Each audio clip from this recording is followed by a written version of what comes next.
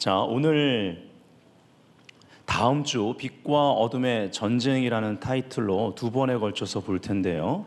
오늘은 경고, 영광이 임할 때 어둠도 배가 된다. 다음 주에는요, 빛과 어둠의 전쟁 두 번째, 예배자들의 군대, 이렇게 두 번에 걸쳐서 보겠습니다. 다음 주에는 경배자들을 이 시대에 하나님께서 군사로 소집하고 계시는 것에 대한 메시지를 오늘에 이어서 보게 될 것입니다. 자, 오늘 제목은 경고, 영광이 임할 때 어둠도 배가 된다. 날이 갈수록 전 세계가 어두워지고 있다는 것은 우리가 그냥 자연계 가운데 일어나는 뉴스만 봐도 알 수 있습니다. 이것이 다 열매죠. 어둠의 열매들입니다. 여러분이 특별히 바울의 서신들을 살펴보면 바울은 어둠의 열매가 어떠한지를 잘 다루고 있습니다. 그러면서 특히 빛의 자녀들이 일어날 것에 대해 도전을 주고 빛의 갑옷을 입으라고 하고요. 네. 요한 사도도 요한 1서에 보면 처음 하나님의 어떠하심을 하나님은 빛이시라로 1장에서 하나님에 대한 그러한 부분을 하나님은 빛이다, God is light로 여는 걸 볼 수가 있죠. 이번 이 코로나 사태를 우리가 통과하고 있는데 잘 안 끝나네요. 하지만 이러한 시간 하나님이 우리 가운데 요구하시는 것, 원하시는 것이 분명히 있으리라 믿습니다. 우리가 이 시간을 어떻게 통과하느냐에 따라서 아까 말씀드렸듯이 우리의 영적 시력이 분명하게 달라질 거예요. 아멘. 계속 강조하는 바 과거에 매여 있는 그러한 내 믿음이 현재 과거에 매여서 감금 상태에 있는, 그래서 미래를 향해서 행함 있는 믿음으로 내 삶 가운데 그 무엇도 펼치지 못하는, 손발 다 묶여 있는 그러한 모습이 아니라 미래 시제로 살 수 있도록 미래를 향한 하나님의 그러한 비전이 새롭게 열리고 과거를 끊어내고 이젠 이 사슬을 끊어내고 전진하는 역사가 있을 거라 믿는 거예요. 이제 전 세계가 이 코로나 사태 이후에 급격하게 변화되게 될 것입니다. 달라질 거예요. 하나님은 이것을 준비시키고 계신다고 믿습니다. 아멘. 이제 빛과 어둠으로 현저하게 나뉘게 될 것이라는 것이죠. 그래서 우리의 삶에 대한, 우리 생각 안에 들어와 있는 오랜 시간 만들어진 가치관, 이제 이것이 드러날 것입니다. 무엇과 함께 드러나느냐? 이 가치관은 우리 안에 있는 욕심과 연결되어 있습니다. 이러한 욕심들이 드러나게 될 거예요. 즉 빛이 배가 된단 말입니다. 근데 이러한 때 어둠도 함께 배가 되기 때문에 우리 안에 무엇이 있는지를 이 시간에, 이것이 우리에게 주어진 하나님이 기다려주시는 기회라고 저는 생각해요.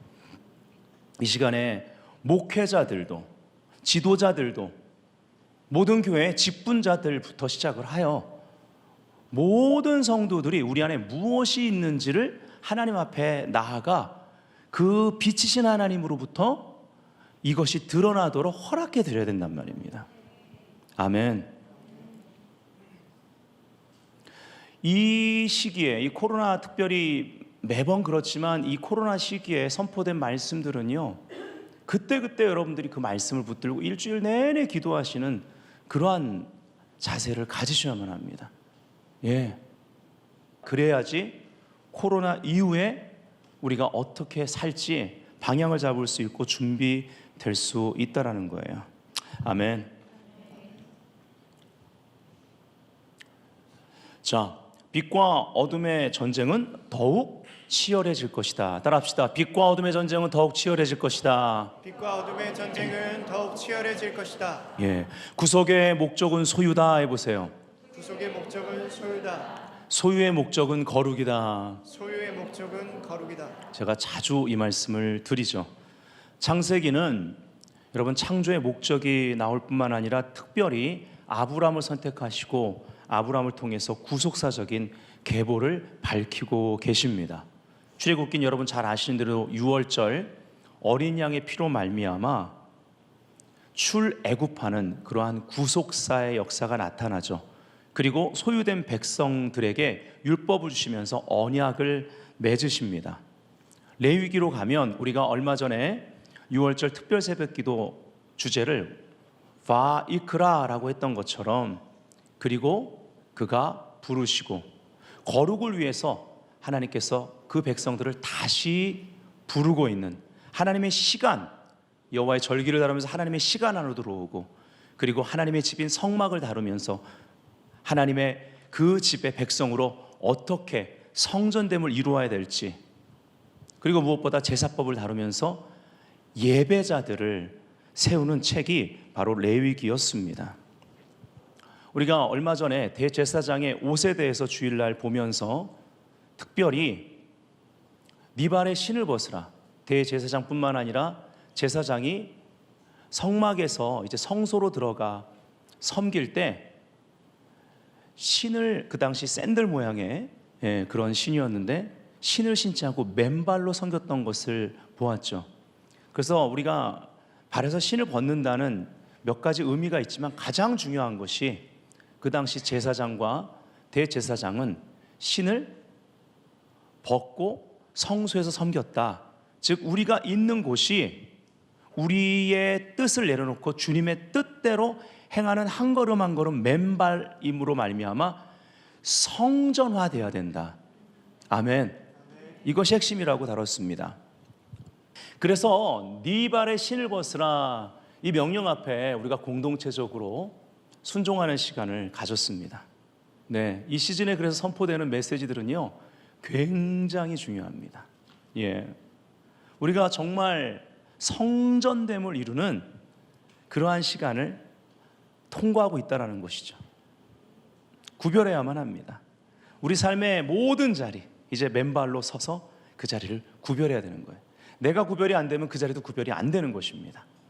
다시 말씀드리면 이 세상 수단을 가리키는, 그리고 내 방법을 가리키는 이 신, 이걸 벗지 않는 한 나는 그곳을 깨끗하게 성전으로 하나님의 거처로 구별하는 자가 아니라, 죄송하지만 성경의 원리를 보면 나는 그곳을 더럽히는 자가 될 것입니다. 자신할 수 있어요? 저는 자신할 수 없습니다. 제가 목회의 길을 가게 된 것은 그것이 불가능하다는 것을 청년 때 알았기 때문입니다. 여러분, 내 힘, 내 방법으로는 안 되는 거예요. 반드시 세상 수단 내려놓고 내 방법 내려놓고 신을 벗어야만 그곳이 거룩하게 되는 것이지, 내가 아니라 구별된 나를 통해 역사하시는 성령님으로 말미암아 하나님의 임재만이 그곳을 거룩하게, 즉 특별하게 하는 것이지, 내가 특별한 것으로 치장한다고 그래서 어떠한 거룩한 사람을 흉내낸다고 그래서 그곳이 절대 거룩해지지 않는다라는 것입니다. 그러면 하나님은 나를 통해, 우리 교회를 통해 일하실 수 없는 것입니다. 이러한 식의 주시는 메시지가 목회자 자신에게도 또 교회를 향해서도 미래를 향해서 얼마나 절박한지 몰라요. 우리의 갈급함을 일으키는 메시지들입니다. 아멘. 모세에게는 이렇게 말했습니다. 가까이 하지 말라 먼저 얘기했어요. 왜냐하면 네가 선 곳은 거룩한 땅이니 네 발에 신을 벗으라 그랬습니다. 이 말은 네가 신을 벗는다면 올 수 있다는 얘기예요. 그렇죠? 하나님은 우리가 신을 벗고 가까이 나아가기를 원하시는 것입니다. 아멘. 야고보 4장 8절에 이 시기에 너무나 중요한 말씀, 그래서 반복하고 있죠. 하나님을 가까이 하라, 그리하면 너희를 가까이 하시리라.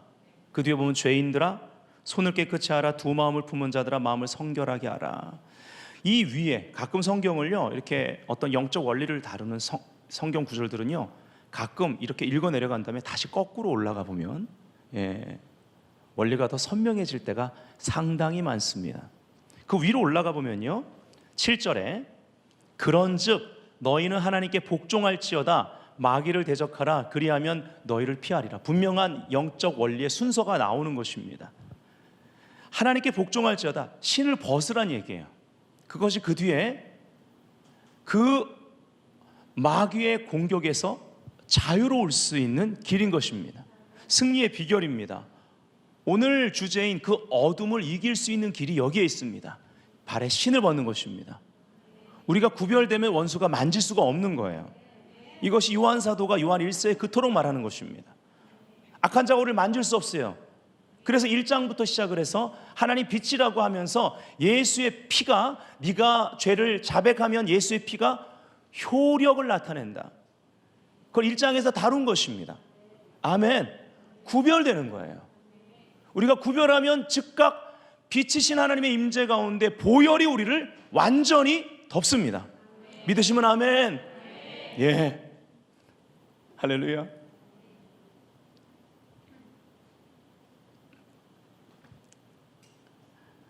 그리고 그 위에 가면요, 약속이면서 원천이 나옵니다. 우리가 이길 수 있는 원천, 은혜입니다.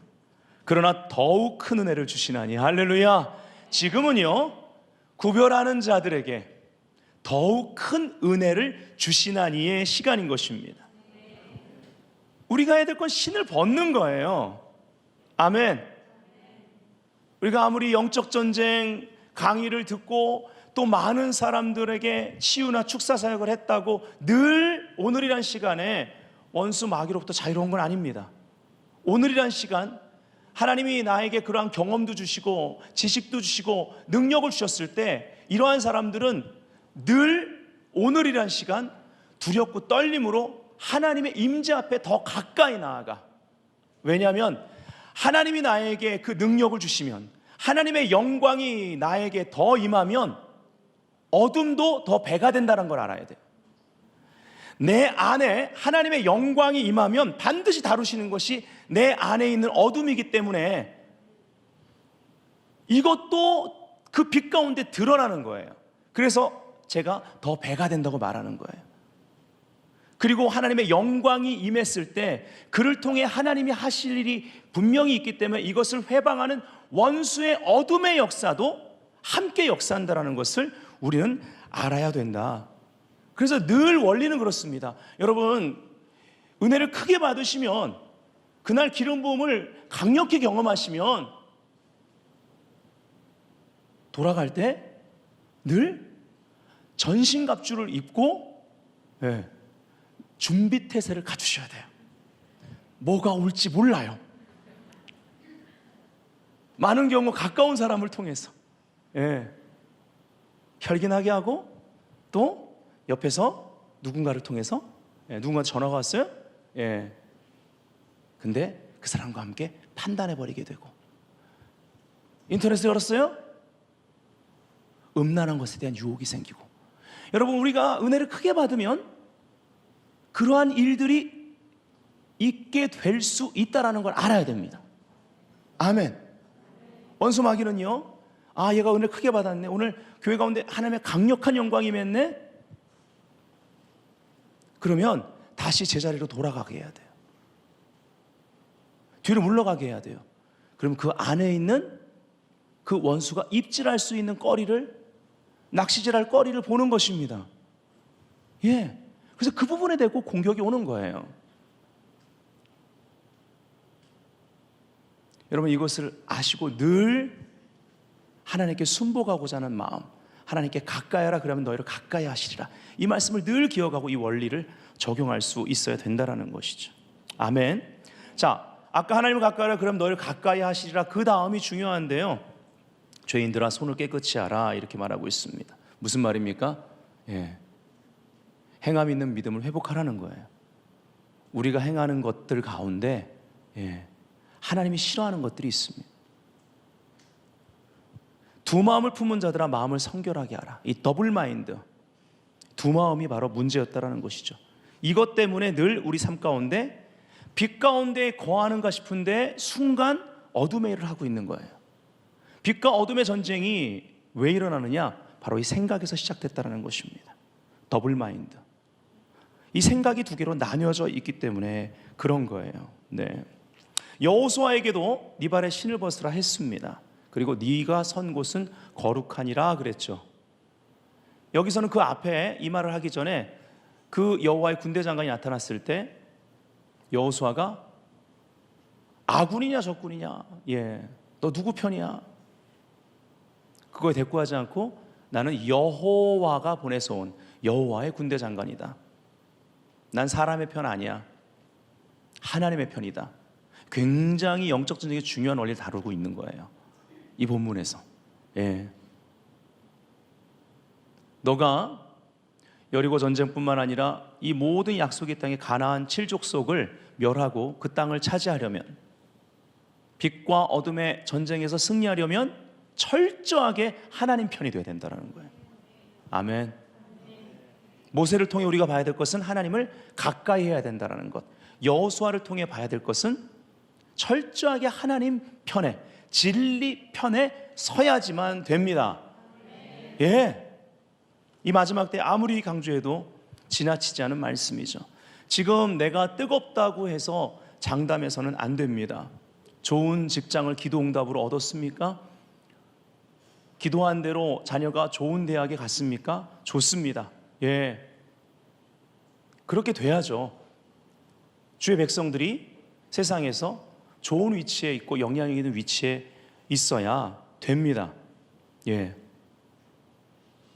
아니면 그토록 구하고 원했던 결혼 성공했습니까? 근데요, 제가 그동안 이렇게 지켜보면서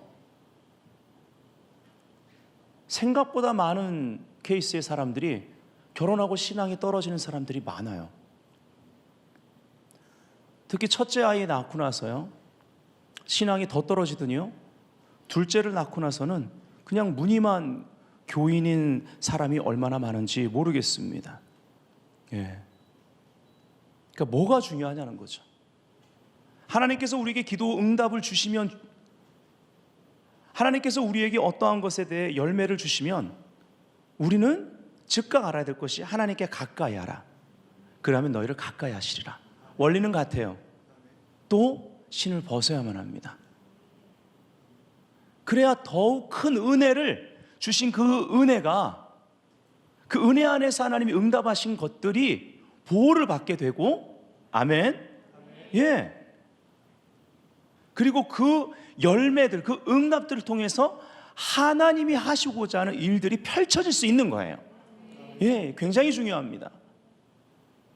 아까 은혜 받았을 때 말씀드렸는데, 어떤 기도의 응답을 받았을 때도 마찬가지입니다.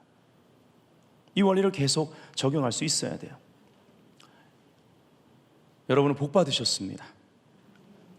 왠지 아세요? 우리 교회는 변화되지 않고는 다닐 수 없는 교회이기 때문에 그렇습니다. 변화시키는 생명의 역사가 있습니다. 아멘. 단단한 음식에 해당되는 말씀을 먹고 계십니다. 그 원리대로 계속 살 수 있도록 동기부여하는 하나님의 그 놀라운 역사가 있습니다. 계속 그러한 도전을 교회 올 때마다 받는 거예요. 아멘.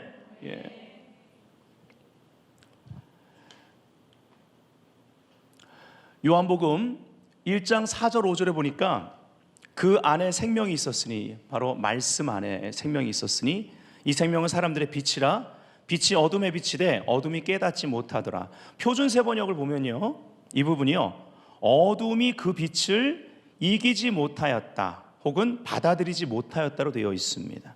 NIV는 The darkness has not overcome it 이렇게 되어 있어요. overcome 이란 단어를 쓰고 있습니다. 극복하다, 이런 단어를 쓰고 있죠. 이기지 못했다라는 겁니다. 공동 번역에는요, 그러나 어둠이 빛을 이겨본 적이 없다 이렇게 나옵니다. 할렐루야. 그래서 하나님을 가까이 해야만 합니다. 그래서 철저하게 하나님 편에 서야만 빛과 어둠의 전쟁에서 이길 수 있다라는 거예요. 아멘. 여기에 싸움이 있습니다. 교회가 어두워지느냐, 아니면 빛이 더 강화되느냐. 이러한 시간에는 교회 안에 있는 성도들이 어둠을 빨리 버려야 합니다. 그래서 빛을 얻어야만 합니다. 아멘. 제 옆 사람에게 전쟁은 시작됐습니다 해보세요. 당신은 빛의 자녀입니다 해보세요. 예. 빛의 자녀는 어떤 사람들입니까? 한마디로 말하면 빛으로 어둠을 이기고 있는 자들이 바로 빛의 자녀들인 것입니다. 아멘. 빛으로 어둠을 이기는 사람들, 이들이 빛의 자녀예요. 에베소 5장 8절 한번 읽어볼까요? 시작. 너희가 전에는 어둠이더니 이제는 주 안에서 빛이라. 빛의 자녀들처럼 행하라. 아멘. 요한복음 9장 4절도 읽어보겠습니다. 시작. 때가 아직 낮음에 나를 보내신 이의 일을 우리가 하여야 하리라. 밤이 오리니 그때는 아무도 일할 수 없느니라. 네. 자, 여기에 보면 이것을 우리가 좀 적용하는 차원에서 원리를 취하면 아직 낮음에 나를 보내신 이의 일을 우리가 하여야 하리라 했죠. 바로 하나님의 일을 하는 시간이 낮입니다. 예. 우리는 이 낮에 빛의 갑옷을 입고 하나님의 일을 하는 자들이에요. 그러면 적용해 볼 때 영적 적용에 있어서 우리가 하는 일이 하나님의 일이 아니라면 어떻게 되는 거죠?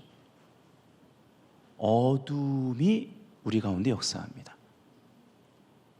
사실은 우리가 기도하는 것도 중요하죠. 예, 이것이 중요합니다. 하지만 우리의 삶에 있어서 하나님의 일이냐 아니냐가 굉장히 중요합니다. 우리가 하나님의 일을 하고 있으면 하나님의 빛 가운데 완벽하게 하나님이 보호하세요. 아멘. 지금은 이사야 60장 1절 2절과 같은 시간대입니다. 저희 교회 레마죠. 이사야 60장. 부흥이 오기 직전, 저는 하나님께서 이제 전 세계 가운데 어느 나라에 먼저 떨어뜨릴지 몰라요. 어떤 공동체에 먼저 그 부흥이 임할지 모릅니다. 하지만 이것은 전 세계적으로 퍼져나가게 될 것입니다. 그 부흥이 오기 직전의 시간이라고 믿고 있습니다. 이러한 때 어둠과 빛이 어느 때보다 뚜렷하게 나뉘어진다는 것을 우리는 알아야 해요. 그래서 오늘 제목이 경고라고 시작한 것입니다. 이제 모든 것이 분명해질 것입니다. 네. 이사야 60장 1절, 2절 다 같이 한번 읽어보겠습니다. 시작. 일어나라 빛을 발하라. 이는 내 빛이 이르렀고 여호와의 영광이 내 위에 임하였음이니라. 보라, 어둠이 땅을 덮을 것이며 캄캄함이 만민을 가리려니와 오직 여호와께서 내 위에 임하실 것이며 그의 영광이 내 위에 나타나리니. 아멘.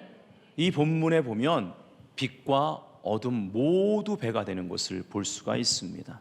하지만 늘 요한복음 1장에서 말한 것처럼 늘 빛이 이깁니다. 어둠은 빛을 이겨본 적이 없다라는 거예요. 자연계도 마찬가지입니다. 여기 껌껌한 이 지금 밤인데 불을 켜면 즉각 환해집니다. 예, 어둠이 안 나가려고 안간힘을 쓰다가 나가는 경우는 없습니다. 불을 켜면 즉각 어둠은 사라지게 되어 있다라는 거예요. 예. 오늘 제목처럼 영광이 임할 때 어둠도 함께 배가 된다라는 것을 우리는 경고로 삼아야만 합니다. 그 사람 안에 있는 누룩이 배가 됩니다. 이러한 시간에는요, 어떤 사람이 갑자기 혼미해지기도 하고요, 불의를 따라가 버립니다. 또 세상적인 방법을 쓰면서 합리화해버리고 음란해지기도 하고요, 극히 개인주의에 빠져서 이기적인 판단을 하게도 합니다. 특히 이러한 때 정직하지 못한 경우에 사람들이 많습니다. 그때 역사하는 게 뭐예요? 종교의 영입니다.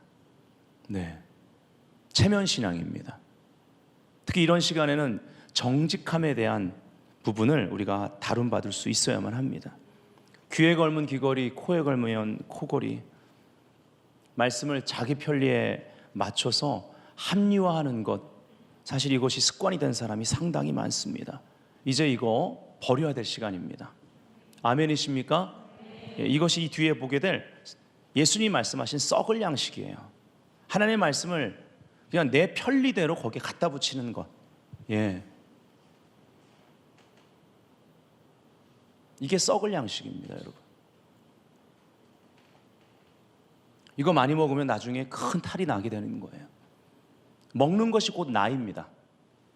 예, 그게 내 영적 체질을 이루기 때문에 그래요. 네.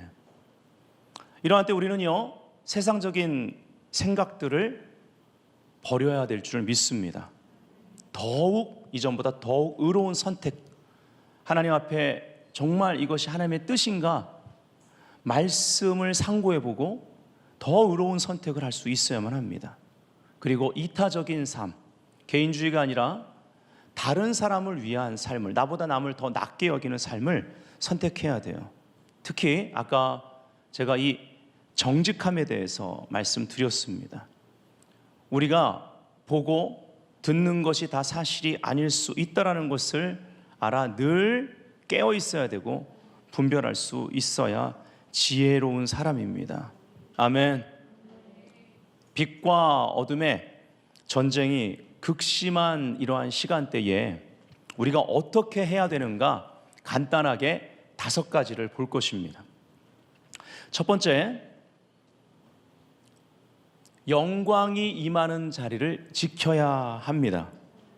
이것이 바로 지난주에 성령 강림주일이면서 또 오순절 메시지로 선포된 그 오순절의 교훈이죠. 따라합시다. 베델교회는 하나님이 거하시는 영광의 집입니다. 영광의 집입니다. 예. 여러분, 오순절 다락방에 성령의 불이 임했습니다. 하나님이 그곳에 임하셨습니다. 즉 강렬한 빛이 그곳 가운데 있었습니다. 하지만 예루살렘은요, 어둠 가운데 있었다는 걸 아셔야 돼요. 이사야 60장 1절 2절도 여기에 적용이 됩니다.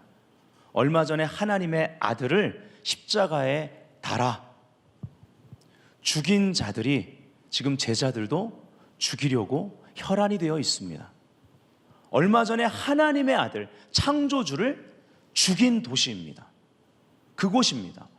얼마나 어둠이 강하게 그곳을 덮고 있었겠습니까? 생각해 보십시오. 근데 네 빛이 이르렀으니 하나님의 영광이 이 120명 위에 임함으로 교회가 시작됐다라는 거예요. 교회는 빛 가운데 빛으로 시작을 했습니다. 아멘. 예. 바로 이 영광이 임하는 자리 누가 만듭니까? 우리 다음 주에 우리가 보겠지만 예배자들입니다. 아멘. 예. 두 번째, 썩을 양식을 위하여 일하지 말고 영생하도록 있는 양식을 위하여 하라는 것입니다. 예. 썩을 양식을 위해 일하는 것이 아니고 우리는 영생하도록 있는 양식, 하나님의 뜻을 위해 일하는 자들이 돼야 된다라는 거죠. 요한복음 6장은 요한복음 중에 가장 절수가 많은 챕터입니다. 여러분 잘 아는 오병이어의 기적이 있었습니다. 엄청난 하나님의 영광이 임하고 기적이 일어났던 것입니다. 예, 여러분 그 스토리 다 아시죠? 근데 우리가 알아야 될 것은 영적 세계에 일어난 일입니다. 이러한 엄청난 이 오병이어를 배가시킨 그 하나님의 영광이 임했을 때 그들 안에 있는 욕심도 탐심도 썩을 양식을 구하는 그들 안에 있는 세상적인 욕심도 배가 됐다라는 것을 우리가 알아야 돼요. 요한복음 6장 26절에 보면 너희가 나를 찾는 것은 표적을 본 까닭이 아니요 떡을 먹고 배부른 까닭이로다. 이 말 안에는 그들 안에 있는 세상적인 욕구와 욕심을 다 두고 하는 얘기입니다. 그래서 아까도 말씀드린 거예요. 내 안에 지금 무엇이 있는지 살펴봐야 된다라는 거예요. 그걸 우리가 더 많이 먹고 싶어 할 거기 때문에, 더 채우고 싶어 할 거기 때문에 그렇습니다. 하늘 양식을 썩을 양식으로 바꾸지 말라. 아멘이십니까? 세상에 속한 것들이 내 안에 있다면 그것이 배가 될 것이고, 하늘에 속한 것들이 내 안에 있다면 그것이 배가 될 것이다. 아멘. 자, 우리는 이 본문에서 마지막 때 일어날 일들을 보고 도전을 받아야만 합니다. 하늘로서 온 생명의 떡을 썩을 양식과 바꾼 자들은 어떻게 되었는가? 우리가 이 요한복음 6장에서 확인할 수가 있어요. 스토리 다 아시죠? 이 사건 이후에 많은 제자들이 떠나가 버립니다. 왜요? 예수님이 당신의 몸과 피를 가리켜 이것이 너희들의 양식이다, 참된 음료다라고 가장 중요한 메시지를 던지자 그 말씀이 이해도 안 될 뿐더러 거부감이 생기는 것입니다. 본문에서 이거 너무 어렵다, 이거 누가 알아듣겠어? 이 말은 그들이 이제 거부하고 있는 거예요. 자, 요한복음 1장으로 돌아가면 무엇이 거부하는지가 나옵니다. 그들 안에 있는 어둠입니다. 그들 안에 있는 어둠도 배가 된 것을 볼 수가 있어요. 그래서 요한복음 6장 66절 전에 말씀드렸죠. 666이 어디까지 상징이고 실제인지 우리가 알 수 없지만 분명한 것은 이 마지막 때 이런 일들이 벌어지는데 어떤 일이냐? 요한복음 6장 66절 666 그때부터 그의 제자 중에서 많은 사람이 떠나고 다시 그와 함께 다니지 아니하더라. 무서운 말입니다. 떠났는데요, 다시는 예수님과 다니지 않습니다. 이 말씀을 우리가 경히 여겨서는 안 되는 것입니다. 그리고 67절 68절에 예수께서 12제자에게 이르시되 너희도 가려느냐? 시몬 베드로가 대답하되, 말은 우리 베드로가 잘하잖아요. 주여, 영생의 말씀이 주께 있사오니 우리가 누구에게로 가오리까? 하나님을 가까이 하라, 그러면 너희를 가까이 하시리라. 그리고 하나님 편에 철저히 붙어야 돼요. 진리 편에 서야만 합니다. 생명의 말씀을 먹어야만 합니다. 다 이해가 안 돼도 베드로가 지금 이해가 돼서 이러는 게 아니에요. 우리는 지금 영광에서 영광으로 나아가고 있는 줄 믿습니다. 영광이 강하게 역사되고 있어요. 이제 더 현저하게 나뉠 거란 얘기예요. 하나님의 영광의 기차에 함께 우리가 탑승해 있다는 걸 믿읍시다. 엄청난 속도를 지금 내고 있단 말이에요. 꽉 붙으세요. 안전띠 매시고, 진리 허리띠로 안전띠 매시고 꽉 붙들고 있어야만 합니다. 이 기차에서 이탈해서는 안 되는 거예요. 아멘. 요한복음 12장 46절에 나는 세상의 빛으로 세상에 왔나니 물은 나를 믿는 자로, 따라합시다. 나를 믿는 자로 어둠에 거하지 않게 하려 함이로다. 아멘. 믿는 자들은 어둠에 거하지 않습니다. 빛을 좋아하는 거예요.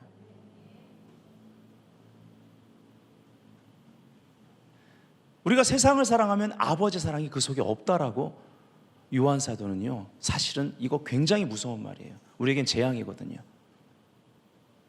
사랑을 가지고 얘기하지만 아주 단호하게 얘기하는 겁니다. 그래서 육신의 정욕, 안목의 정욕, 이생의 자랑, 이제 이거 버리라는 거예요.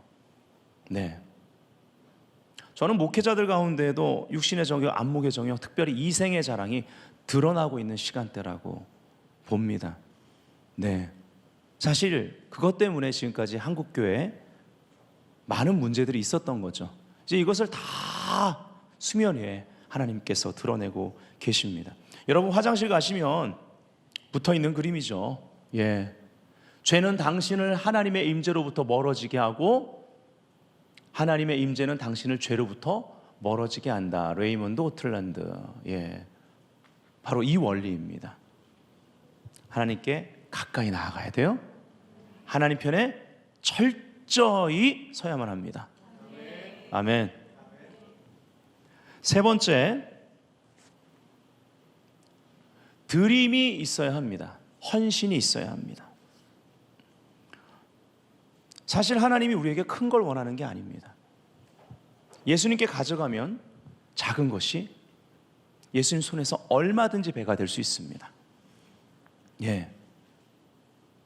이 어린 한 소년의 오병이어로 이 엄청난 하나님의 영광이 임하자 그 떡을 떼어 주실 때, 이것은 바로 당신 자신을 만민을 위해서 떼어 주시는 그러한 생명의 떡의 역사였습니다. 이 한 소년이 가지고 온 오병이어로 말미암아 배가 되고 배가 되고 배가 되는 일들이 벌어지는 거죠. 그래서 많은 사람들이 먹습니다. 바로 드림이 있어야 한다. 헌신이 있어야 한다. 이것은 하나님을 위한 것이지만 하나님은 공동체를 위하십니다. 가정이란 공동체, 교회라는 공동체, 국가라는 공동체. 아멘. 한나가 사무엘을 드릴 정도까지, 그 수준까지 신앙이 올라가야만 했습니다. 그러한 수준의 경배자가 돼야만 했고, 그러한 수준의 믿음을 가져야만 했어요. 그래서 하나님은 격동케 하는 시간을 통과하게 하시는 거죠. 결국 한나는요, 자원하여 기쁨으로 사무엘을 드립니다. 그 시대가 어떤 시대인데요? 이제 이가봇 시대가 도래합니다. 영광이 떠났다고 하는 그 칠흑 같은 어둠의 시간, 사무엘을 통해 음성을 주셨고, 사무엘을 통해 일하셨고, 특별히 사무엘을 통해 다윗에게 기름을 붓습니다. 아멘. 우리가 드리는 헌신은요, 작은 것 같지만 하나님의 구속사적인 흐름에 날카로운 검과 같이 쓰임받는다는 걸 알아야 돼요. 아멘. 여러분, 에스더는요, 생명을 걸었습니다. 죽으면 죽으리라. 생명을 드리는 그러한 헌신으로 그 민족을 살렸고, 원수는 자기 꾀에 넘어가 자기가 세운 처형대에서 죽임을 당합니다. 120명, 적은 무리입니다. 오순절 다락방에 제가 이 오순절의 새 누룩에 대해서 오순절 집회 때 말씀드렸습니다. 이 120명은 마치 새 누룩을 주입한 빵으로서 요제로, 흔들어드리는 요제로 하나님 앞에 드려진 것입니다. 바로 그리스도의 몸이 이렇게 시작을 했다라는 것이죠. 그래서 사도행전을 보면요, 계속 2장 또 4장 이렇게 영광에서 영광으로 나아갈 때마다 강력한 기사와 표적과 기적들이 일어나는데, 중요한 것은 왜 우리가 초대교회와 같은 사도행전적인 교회로 돌아가야 되느냐? 중요한 건 그 결과가 하나님의 말씀이 힘을 얻었고 그 말씀이 높임을 받음으로 끝납니다. 아멘. 그리고 실질적으로 이 드림, 헌신이 얼마나 컸냐면, 이러한 드림과 헌신을 통해서요, 그 도시에 가난한 자가 없었더라라는 그러한 기도의 응답을 받죠. 그러한 사회가 만들어지는 걸 우리가 봅니다. 빛 가운데 나의 삶을 드리면요, 빛 가운데 오늘이란 시간을 드리면 내일을 향한 믿음의 시력을 얻습니다. 아멘. 빛 가운데 내 삶을, 내 비전을 드리면요, 이 다음, 이 너머에 있는 그 하나님의 영광을 보는 눈이 열리게 되어 있습니다. 그래서 내가 그 영광을 향해 갈망하게 되고 다른 이와 다른 차원의 기도를 드리게 되는 거예요. 이러한 사람들의 특징이 있습니다. 약한 자일 수 있고 작은 자일 수 있는데, 이따가 보게 될 이사야 60장 마지막 22절의 결과처럼 작은 자가 천 약한 자가 강국을 이루는 데 있어서 끝까지 네 빛이 이르렀고의 시간에 하나님의 영광이 임하는 자리에 있어요. 아멘. 이들이 바로 120명의 제자들이었고, 이들이 그 영광을 경험하면서 계속 배가 되는 그런 하나님의 부흥을 경험한 자들이었습니다. 아멘. 베델교회가 이 자리를 지켜내야만 하겠습니다. 아멘. 그래서 우리가 알아야 될 것은요, 헌신 안 하고도 교회를 다닐 수 있다면 그건 가짜 교회입니다. 가짜 교회의 모습이라는 거예요. 초대교회 때 아나니아와 삽비라를 보십시오. 차라리 정직하게 자기네들이 드릴 그 헌금을 정직하게 했으면, 그 재산을 정직하게 했으면 되는데 다 드릴 것처럼 해놓고 일부를 속였잖아요. 근데 하나님을 어떻게 속입니까? 그러자 혼이 떠나서 차례차례 부부가 죽임을 당하는 걸 볼 수 있습니다. 그 정도로 하나님의 무서운 임재가 있었던 것이 초대 교회였다라는 거예요. 즉 가짜는 허용이 안 됩니다. 그 당시는요. 그냥 가짜는 가짜로 보이는 거예요. 진짜만 진짜인 거예요. 이게 빛의 역사입니다.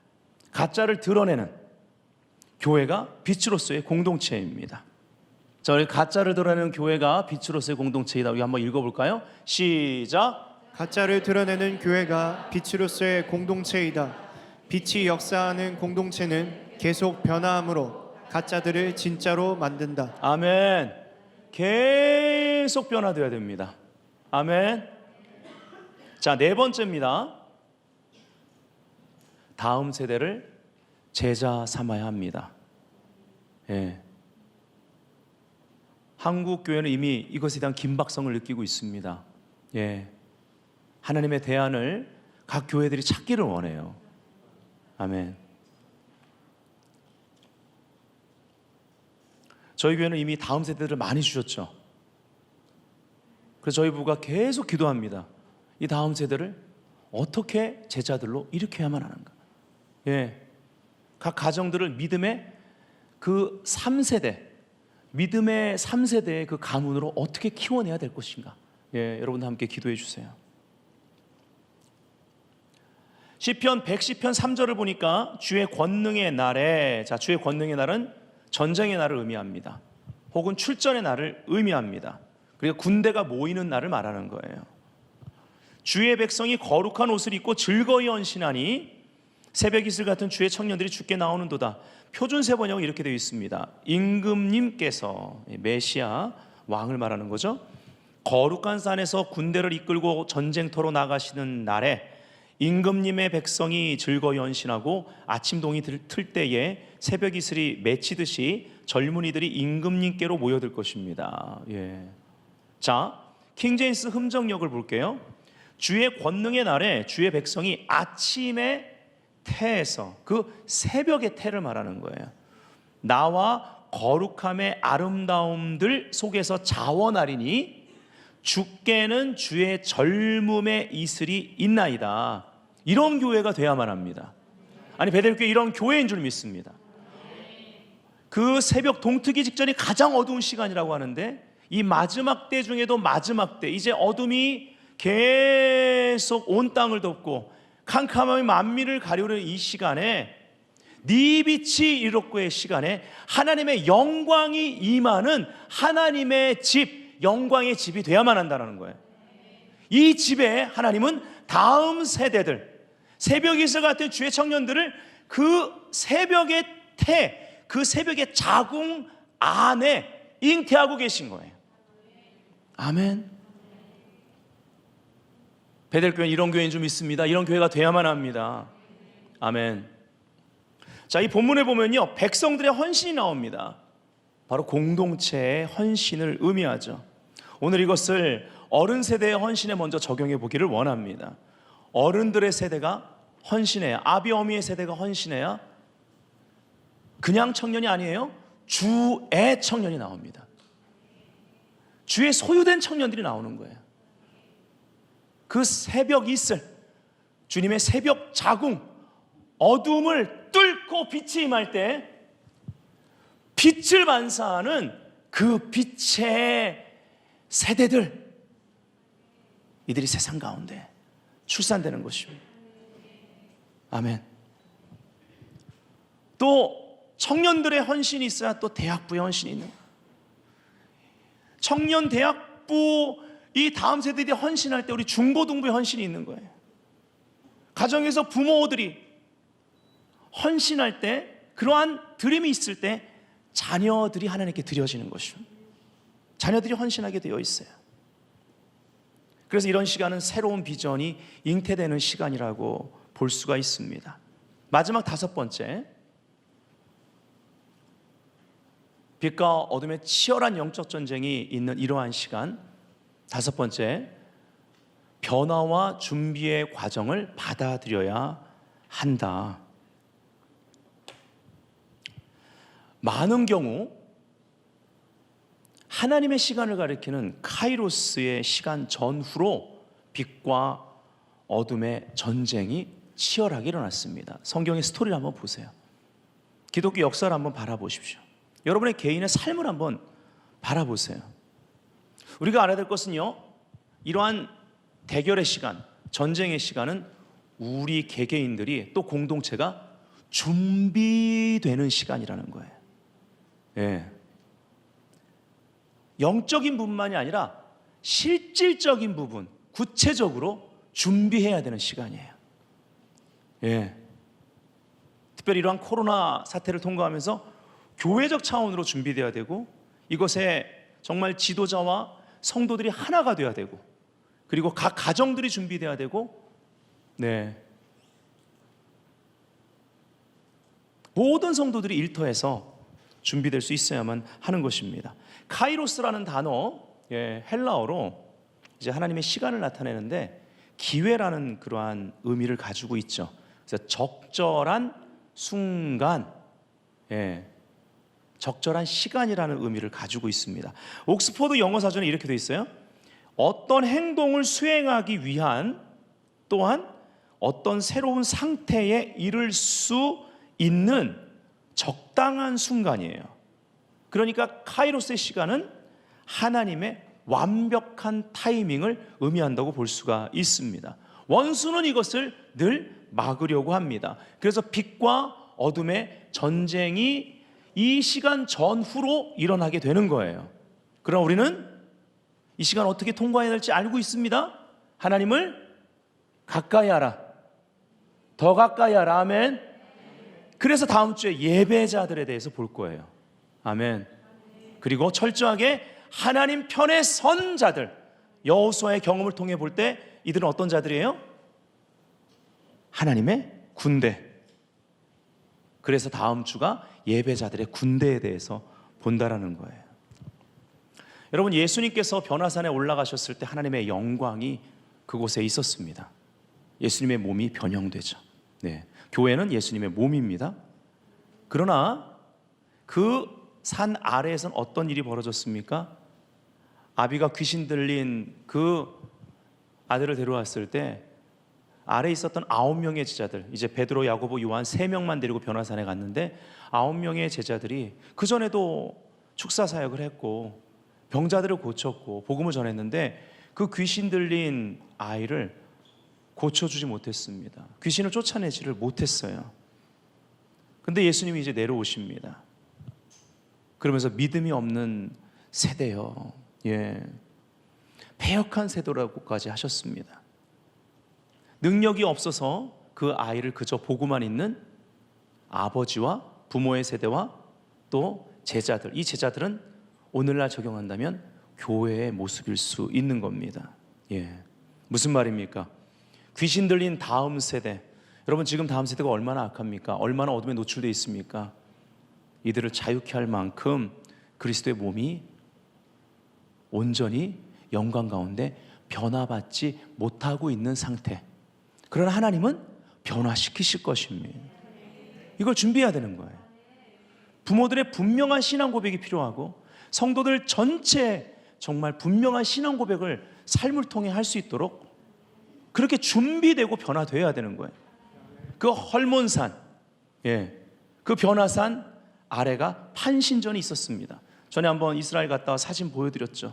바로 그곳에서 베드로가 주는 그리스도시요 살아계신 하나님의 아들이시니다 라는 고백을 했고, 주님은 이것이 네가 혈육으로 한 것이 아니고 아버지, 하늘아버지의 계시다라고 말하면서 음부의 권세가 이기지 못하는 교회에 대해서 말씀하셨던 거죠. 그러한 교회로 우리가 준비되고 변화되어가는 과정 가운데 있는 것입니다. 빛과 어둠의 그러한 전쟁 가운데 하나님은 우리를 준비시키고 계십니다. 변화되어야만 하는 거예요. 네 빛이 이르렀고의 시간에 그의 영광이 네 위에 나타나니 네의 자리에 끝까지 우리가 함께 있어야만 되겠습니다. 하나님, 우리가 그 영광 가운데 있기를 원하십니다. 그래야지 사람들을 그곳으로 하나님은 이끄시기를 원하는 거예요. 하나님은 그곳에 사람들을 보내기 원하십니다. 이사야 60장 4절에 보니까 네 눈을 들어 사방을 보라, 무리가 다 모여 네게로 오느니라. 네 아들들은 먼 곳에서 오겠고 네 딸들은 안기어 올 것이라. 거역의 영에 사로잡힌 아들들이, 그래서 멀리 갔던, 하나님에게서 멀리 떠났던 아들들이 회개하고 돌아오는 비전입니다. 거절과 학대 가운데 상처 입은, 고통받고 있던 딸들, 우리 다음 세대들이 안기어 오는 것입니다. 그리고 그 뒤에 보면은요, 열방의 그러한 재물과 바다의 풍부, 하나님께서 물권을 허락하시는 걸 볼 수가 있어요. 하나님의 공급하심, 무엇을 위한 것입니까? 내가 내 영광의 집을 영화롭게 하리라 하셨기 때문입니다. 아멘. 교회가 하나님의 영광이 임하는 집이 되어야 되는 거예요. 여러분의 삶의 터전이 여러분이 맨발로 그곳에 섬으로 말미암아 세상 수단이 아니라, 세상 방법이 아니라, 교회 사역도 세상적인 그러한 정치적인 방법이 아니라 철저하게 하나님을 더 가까이 하는, 어려운 일이 있으면 있을수록, 지금 많은 교회들이 재정이 어려워요. 그럴 때일수록 주님은 가까이 오라는 것입니다. 예, 많은 교회들이 지금 어려움을 당하고 있고 성도들이 어려움을 당하고 있어요. 그럴 때 주님은 우리에게 지금 전 세계적으로, 그리고 한국교회 가운데 소집 명령을 내린 거예요. 철저하게 하나님 편에 서라는 것입니다. 아멘. 하나님의 군대로 소집하고 계시는 시간이라는 것입니다. 여기 약속이 있습니다. 이사야 60장 22절, 이 약속을 다 같이 읽어봅니다. 시작. 그 작은 자가 천명을 이루겠고 그 약한 자가 강국을 이룰 것이라. 때가 되면 나 여호와가 속히 이루리라. 아멘. 결론입니다. 트랜스포메이션 글로리, 변화시키는 영광이 지금 강력하게 역사하고 있습니다. 그래서 변화하는 공동체, 하나님이 찾고 계십니다. 변화하는 공동체, 지금 너무나 중요하다라는 것이죠. 몸을 이루고 몸 안에 거하기를 힘써야만 합니다. 로마서 12장 1절 2절 늘 반복해서 제가 말씀드리는 것은 이것이 사이클이기 때문에 그렇습니다. 산제사로 몸을 드림. 아멘. 그러면 이 세대를 본받지 않고 우리의 생각이 변화된 생각은 혼을 대표하기 때문에 변화된 혼. 그리고 그 뒤에 보면 열심을 품고 주를 섬기라, 열심을 품고 끌어오르다란 의미가 있다고 그랬죠. 우리의 영이 타올라야 됩니다. 타오르는 영.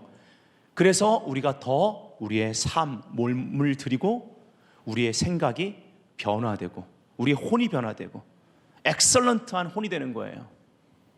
예, 다니엘이 그랬습니다. 다니엘의 혼은요 아주 엑설런트했습니다. 영, 혼, 육이 하나님의 빛 가운데 엑설런트해야 되는 거예요. 그리고 또 우리의 영이 타올라야만 합니다. 바로 이 사이클이 변화의 사이클인 거예요. 새 영의 부어짐을 갈망합시다. 빛 가운데 연합합시다. 아멘. 에스겔 36장 26절 27절 또 새 영을 너희 속에 두고 새 마음을 너희에게 주되 너희 육신에서 굳은 마음을 제하시고 아멘. 부드러운 마음을 줄 것이며 또 내 영을 너희 속에 두어 너희로 내 율례를 행하게 하리니 너희가 내 규례를 지켜 행할지라. 이번 오순절을 통과하면서 여러분 기억하세요. 이번 오순절 성령 강림주일 전후가 다를 것입니다. 이미 영적 분위기가 달라졌어요. 예.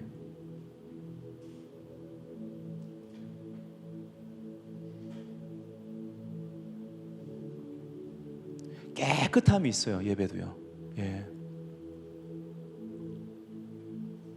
하나님 우리에게 요구하는 사역의 모든 것은 깨끗함입니다. 정결함이에요.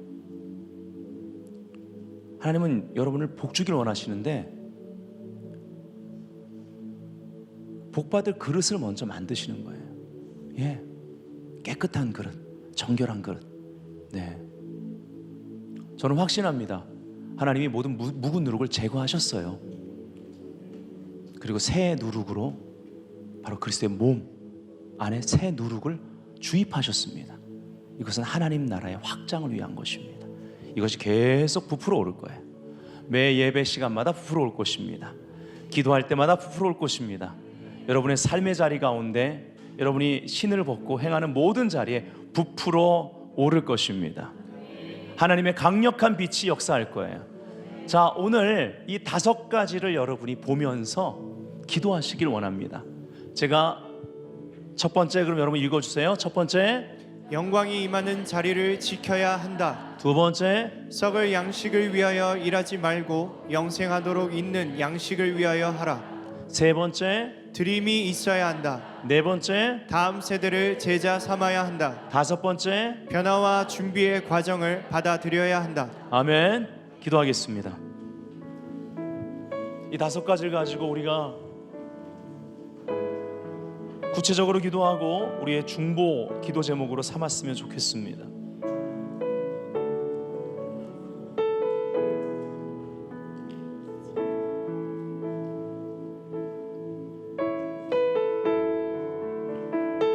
앞으로는 빛이 강화되는 교회와 더 어두워지는 교회, 이렇게 두 개로 나뉘게 될 거예요.